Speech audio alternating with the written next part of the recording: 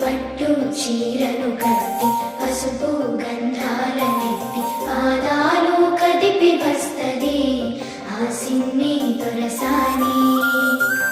దీపాల బుగ్గల మీద చిరునవ్వు సింతుతుంటే నిలవంగా